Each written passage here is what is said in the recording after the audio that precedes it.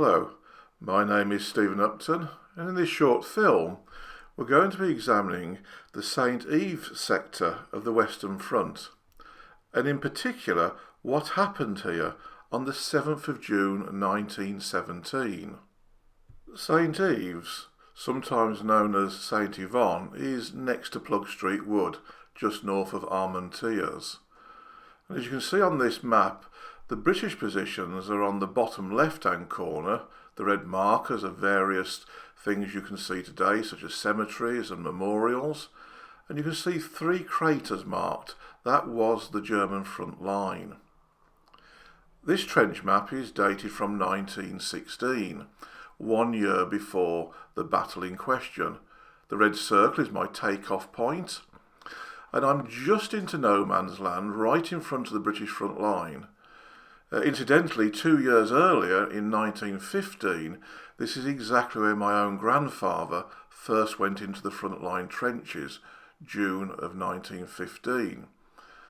What is indicated now at the bottom of the map is Factory Farm. This was a German strong point, and you can see the front line trenches running straight through it. One of our mines was detonated immediately beneath it. Let's take to the air now. Some 26 mines were prepared for this battle, but only 20 of them were actually fired on the day. We're now flying in the direction from the British towards the German front line, and it's very easy to see where it was by simply joining up the craters. The first crater there is Factory Farm 1, and the next one over, Factory Farm 2. Factory Farm 1, otherwise known as Ltimo Crater after the detonation, named after the German trench, Ltimo Trench, was created by detonating 20,000 pounds of explosives. And when we see today a water-filled crater, that's all that's left there. The next one over, which we'll move over to in a moment, which is Factory Farm 2, which was directly underneath the farm, that was 40,000 pounds of explosives. And this first one was detonated some 20 metres beneath the ground, and the one that we can see now some 25 metres beneath the ground. But right on that spot of that circular pond was Factory Farm. It was a moated farm prior to the war, and the German front lines ran straight through it. They then swung round to the right, and the little hamlet just there on the right, indicated now, is the small hamlet of Lepellerin, and that was a German defensive strong point known as the Birdcage. The wood over to the right is Plug Street Wood, and the British front lines ran along the leading edge of that wood facing the Birdcage. There was actually 5 mines directly under the Birdcage, and they decided not to detonate them on the day simply because the front line had moved on. We swung round now to the north. That's Mount Kemmel, and that's Messines.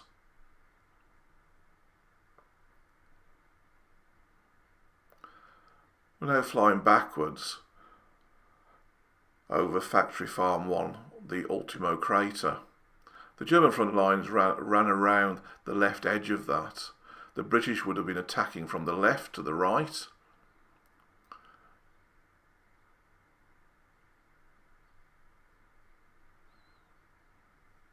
If you have a look at the width of the road, it gives you some indication of the size of that crater. Because of course that width of road, you can get 2 cars side by side.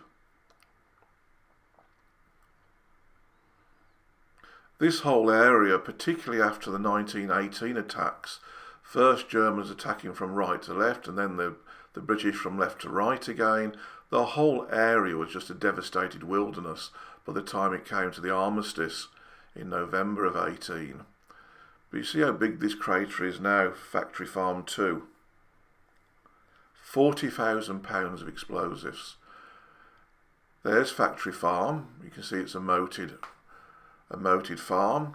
But Lepellerin, the small village, there it is, Factory Farm Crater. This is a later map from 1918. and the Ltimo Crater.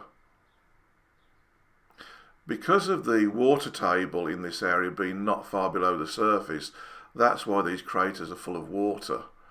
Whereas when you look at the Le Boisel crater, the Loch Nagar crater on the Somme, it's completely dry. That's because it's on a ridge. We're looking more or less with the Germans on the right, British just on the left. You can see the telephone mast in the middle. That's more or less directly over the British front line.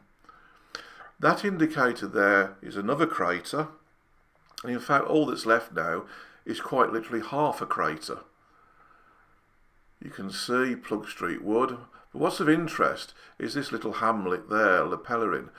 That square area was known as the bird cage, and you can see now we're flying, looking at it from right to the left, and it sticks out into no man's land, so the Germans could fire left and right.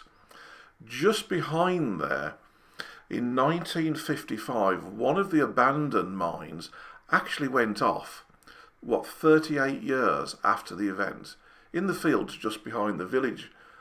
And what had happened, they'd built an electricity pylon, unknowingly, directly on top of where the mine was.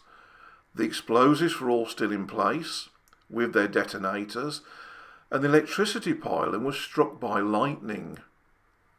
And up it went, leaving a huge crater in that field.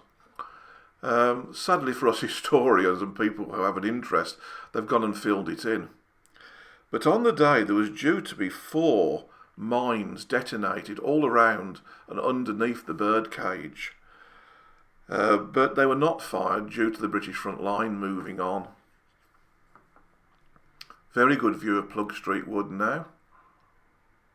All of that was in British hands at this time, although the Germans captured it in their 1918 offensives.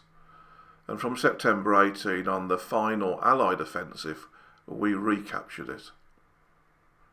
But this was the birdcage. We're looking directly down on what would have been a German fortifications, trench networks, designed for all-round defence. And that is why we dedicated 4 mines. £20,000 of explosives, 32,000, 26,000 and £34,000.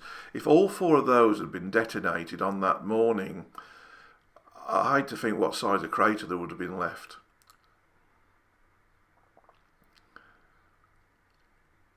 Most of what we see in the bottom left quadrant of this picture is in British hands, and across to the right, German. That's Prowse Point British Military Cemetery, which was there during the war, and that indicates where the Christmas truce of 1914 football match was, and that is another crater known as Trench 127 left. Sorry, 127 right, and later on was known as Ash Crater.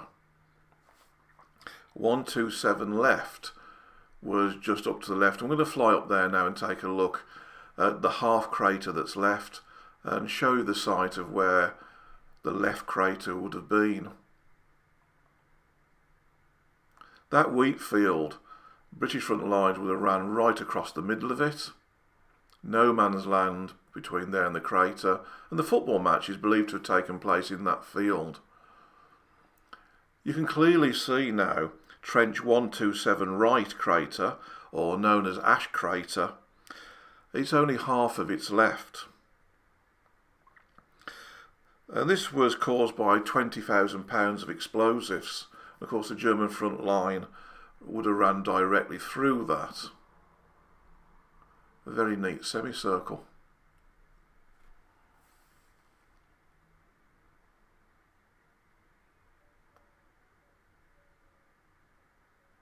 So that's Ash Crater, at the time known as Trench 127 right. Very neatly cut in half and half filled in. As we pan up, we're going to see the location of Trench 127 left, which was there. and sometime during the latter half of the 20th century it was filled in, obviously. The firing of these 20 mines destroyed many of the German strongpoints defending Messines Ridge and made it possible for the British forces to capture the ridge. This film has only shown you one small sector, and it is my intention to film the others. Starting from the north, it starts with Hill 60 and the Caterpillar, and coming south down to St Yves and swinging all the way round in a semicircle round to here. If you'd like to watch any future films I make, please subscribe to my YouTube channel. Thank you for watching, and I hope you found it informative. Thank you.